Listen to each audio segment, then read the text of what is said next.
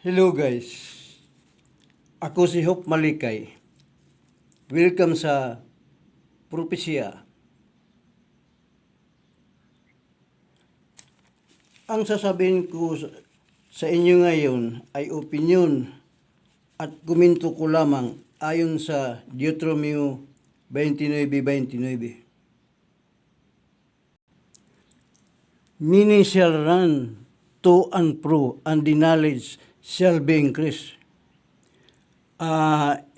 Ito ang unang airplane o eroplano nga invento o na-discover ng magkapatid nga Wright brothers. Gawa sa kahoy, fabric, at 12 horsepower engine. Ang first flight nito o ang unang lipad noong December 17, 1900 doon sa North Carolina.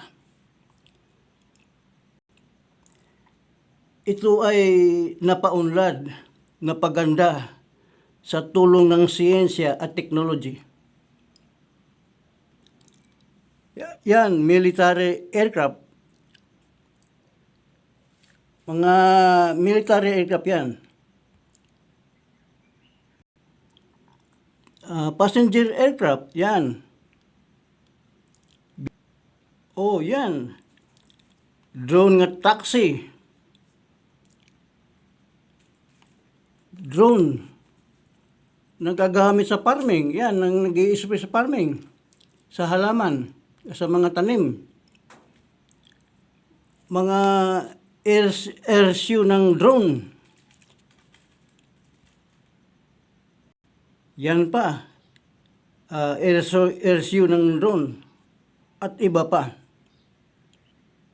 At malaki na ang inabot ng kaalaman ngayon o teknolohiya at siyensya. Pero ang kaalaman, siyensya, teknolohiya ay nagagamit din sa pagsira ng mundo. Sa Revelation 13:13, yan, Revelation 13, sa Tagalog basahin ko, Pahayag 13:13, kahanga-hanga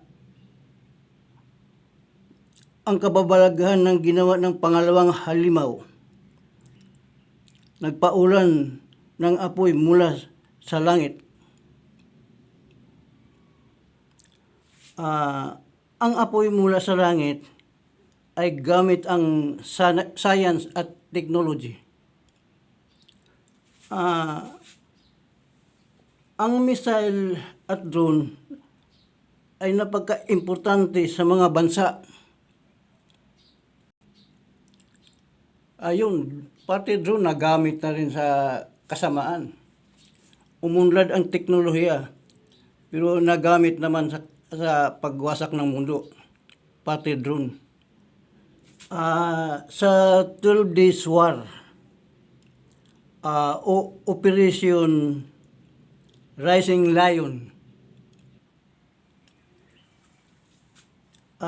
Iran firing 550 missile at drones. Yan umulan. Apoy mula sa langit.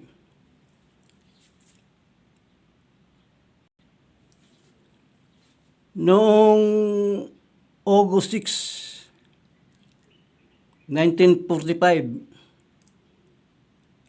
hinulog ang bombang atomic bomb.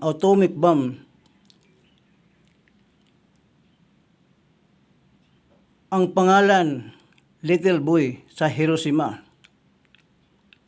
Ayun, nagkaroon ng mushroom cloud.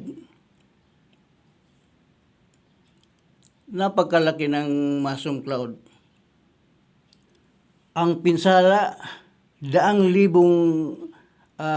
tao nga nawalan ng buhay at napinsala. Mga tanim, mga halaman, mga factory na pinsala.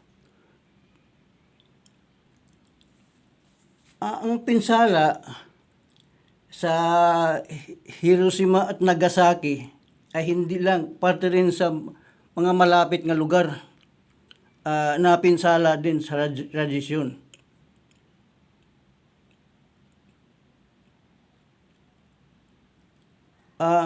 Ang radiation sa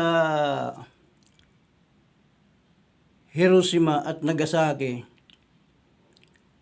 nawala na at ito'y kumalat na sa buong mundo.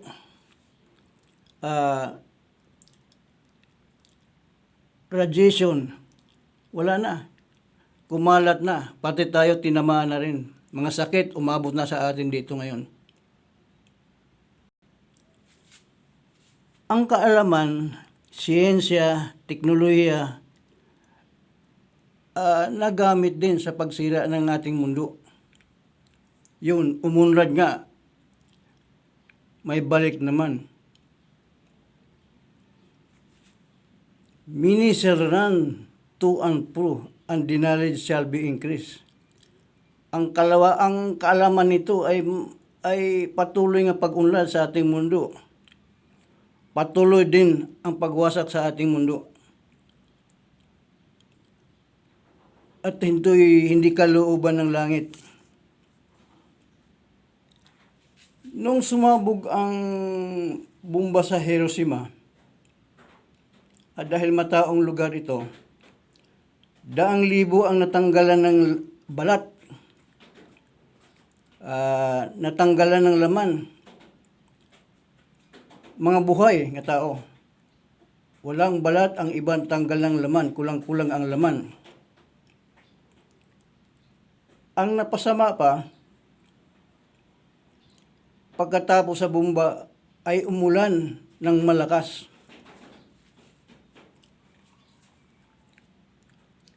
Kaya lang, ang ulan ay asido. Kaya mas lalong napinsala ang Hiroshima. At ayon sa mga dalubhasa, ang mga asido o mga iba pang chemical na kumalat sa ating mundo, ang iba dyan galing ang pandemic natin ngayon, sa ngayon.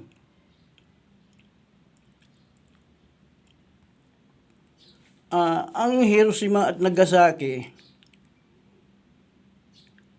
ang bombing, yun ang example o halimbawa